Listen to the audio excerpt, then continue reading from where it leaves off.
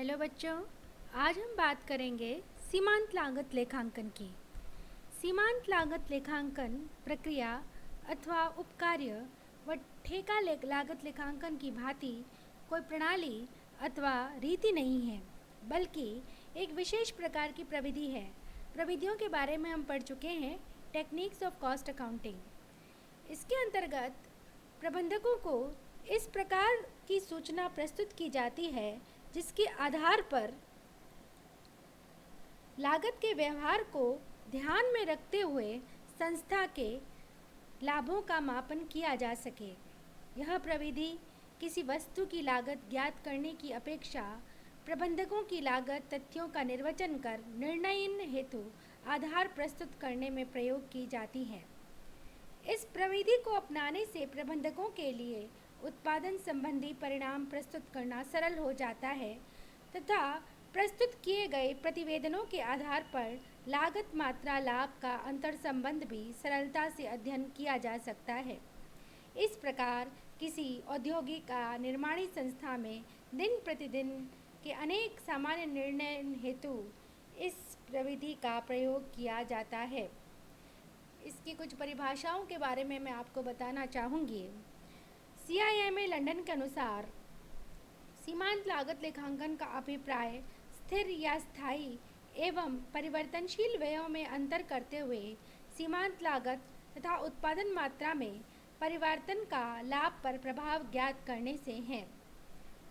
Doctor Joseph ने इसकी परिभाषा इस प्रकार दी है: सीमांत लागत लेखांकन व वर्तमान उत्पादन स्तर से एक अतिरिक्त इकाई के उत्पादन के फलस्वरूप संपूर्ण लागत में हुए परिवर्तनों को निर्धारित करने की एक प्रविधि है। मेड्स, करी एवं फ्रैंक के शब्दों में प्रत्यक्ष या परिवर्तनशील लागत से लेखांकन लागत निर्धारण की एक ऐसी रीति है जिसके अंतर्गत उत्पादनों को मात्र ऐसी लागतों से ही प्रभावित किया जाता है जो प्रत्यक्ष से मात्रा के साथ परिवर्तन होती है।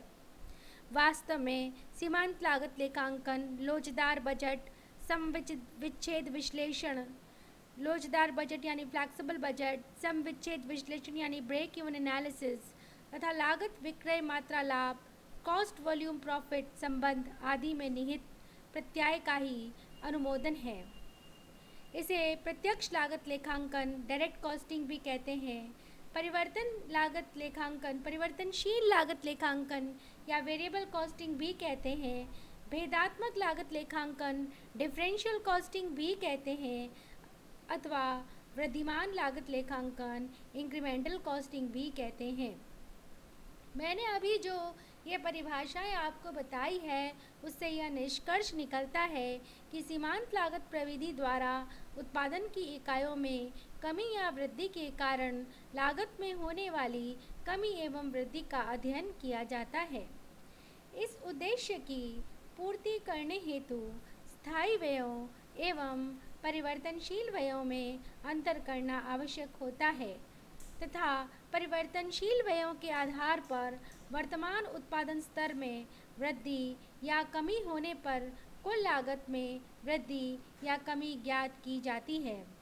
इसका मैं उदाहरण देना चाहूँगी कि एक इंडस्ट्री में उत्पादन हो रहा है जिसकी कुल लागत है 50,000 और कुल इकाइयों का जो उत्पादन हो रहा है वो है 1,000 इकाइयाँ। सपोज़ इसमें एक इकाई बढ़ा दी जाती है और 1,001 इकाइयों का उत्पादन किया जाता है और इस बढ़ने के फलस्वरूप जो कुल लागत है उसमें परिवर्तन हो जाता है और वो हो जाती है 50,100 रुपये। तो 1,000 इकाइयों में एक जो इकाई की वृद्धि की गई है उससे 100 रुपये का अंतर आया है। 100 रुपयों में लागतों में वृद्धि हो जाती है, वही आपकी सीमांत लागत कहलाती है। परिवर्तनशील व्ययों को उत्पादन व्यय भी कहते हैं क्योंकि ये उत्पादन की मात्रा में वृद्धि या कमी के अनुपात में बढ़ते या घटते हैं, जबकि स्थायी व्यय, अवधि व्यय जिसको हम पीरियड एक्सपेंसेस कहते हैं, फिक्स्ड कॉस्ट कहते हैं क्योंकि उनका भुगतान समय के आधार पर किया जाता है तथा उनमें एक निश्चित उत्पादन क्षमता तक कोई परिवर्तन नहीं होता है। इस संबंध में आपको ये भी ध्यान रखना चाहिए कि परंपरागत लागत निर्धारण रीतियों द्वारा लागत मात्रा लाभ में अंतर संबंध एवं उनमें होने वाले परिवर्तनों का ज्ञान प्राप्त नहीं किया जा सकता है। सीमांत लागत प्रविधि उत्पादन में किए गए परिवर्तनों के परिणामों के संबंध में एवं उचित प्रतिवेदन प्रस्तुत करने में सहायक होती है। यह प्रविधि प्रबंधकों को लागत तत्वों के निर्वचन तथा अनेक समस्याओं के निवारण के लिए प्रबंधकीय निर्णयन में सहायक सिद्ध होती है। अब मैं आपको बताना चाहूँगी कि सीमांत लागत का क्या अर्थ होता है। सीमांत लागत एक ऐसी लागत है जो वस्तु की अतिरिक्त इकाइयों के उत्पादन करने पर ही उत्पन्न होती है और यदि अतिरिक्त उत्पादन नहीं किया जाए तो सीमांत लागत भी उत्पन्न नहीं होगी। यह मूल लागत तथा परिवर्तनशील कारखाना बिक्री एवं वितरण उपरिव्ययों के सम्मिश्रण या योग से बनती है। यदि किसी इसको एक उदाहरण द्वारा मैं वापस समझाना चाहूँगी कि यदि किसी वस्तु की 100 इकाइयों की कुल उत्पादन लागत 5,000 रुपये है और यदि एक अतिरिक्त इकाई के उत्पादन करने पर लागत 5,040 रुपये हो जावे तो इस एक अतिरिक्त इकाई के उत्पादन पर कुल लागत में जो वृद्धि आएगी 5,040 में जब हम 5,000 रुपये घटाएंगे तो 40 रुपये की सीमांत लागत होगी। सीमांत लागत को इस प्रकार ज्ञात करते हैं। कुल लागत में वृद्धि में हम भाग दे देंगे कुल मात्रा में वृद्धि, तो हमारे पास सीमांत लागत आ जाएगी। सीमांत लागत एवं अवशोषण लागत में भी अंतर होता है। संपूर्ण अथवा अवशोषण लागत अवधारणा के अंतर्गत उत्पादन की स्थिर लागतों को निर्मित वस्तु की कुल उत्पादन लागत में सम्मिलित किया जाता है तथा अंतिम स्टॉक का मूल्यांकन भी इसी आधार पर किया जाता है। इसके अंतर्गत उपरिव्ययों का वर्गीकरण, विभिन्न विभागों एवं लागत केंद्रों में उनका अनुभाजन एवं विभिन्न उत्पादों में इनका अवशोषण करना आवश्यक होता है। उपरिव्यय का अवशोषण कभी भी सही नहीं हो सकता है। सीमांत लागत अवधारणा के अंतर्गत केवल परिवर्तनशील लागत ही उत्पादन लागत मानी जाती है, अतः लागत को उत्पादन एवं अवधि लागत में वर्गीकृत किया जाता है। अर्धस्थायी अथवा अर्ध परिवर्तनशील लागत का विश्लेषण कर स्थिर एवं परिवर्तनशील घटकों में किसी भी उचित रीति के अनुसार अनुभाजित करना होता है। अंतिम स्टॉक के मूल्यांकन में मात्र परिवर्तनशील व्यय ही सम्मिलित होते हैं। इसमें स्थिर लागतों का कोई भी अंश लागत में सम्मिलित नहीं किया जाता है।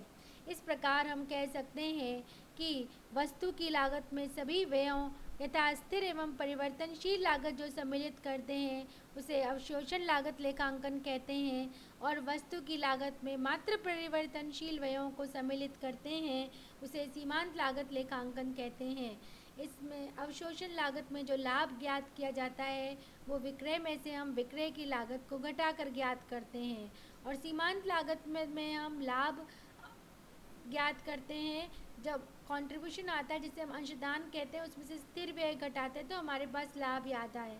अवशोषण लागत मात्रा लाभ संबंध को प्रकट नहीं करती है जबकि सीमांत लागत लेखांकन इस संबंध को प्रकट करती है। अवशोषण लागत में अंतिम स्टॉक का मूल्यांकन कुल लागत के आधार पर करते हैं जबकि सीमांत लागत लेखांकन में अंतिम स्टॉक का मूल्यांकन कुल परिवर्तनशील लागत के आधार पर करते हैं। अवशोषण लागत लेखांकन द्वारा लाभ अधिक प्रदर्शित किया जाता है क्योंकि अंतिम स्टॉक अधिमूल्यांकित होता है, जबकि सीमांत लागत लेखांकन में लाभ कम प्रदर्शित होता है क्योंकि अंतिम स्टॉक का मूल्य कुल लागत पद्धति से कम होता है। अवशोषण लागत लेखांकन में स्थिर व्ययों के अत्यावशोषण तथा न्यूनावशोषण की समस्या विद्यमान रहती है। इस प्रविधि के अंतर्गत जो सीमांत लागत लेखांकन हम उपयोग करते हैं उसमें न्यूनावशोषण मीन्स अंडर ऑब्जर्प्शन, अत्यावशोषण मीन्स ओवर ऑब्जर्प्शन की समस्या नहीं रहती है।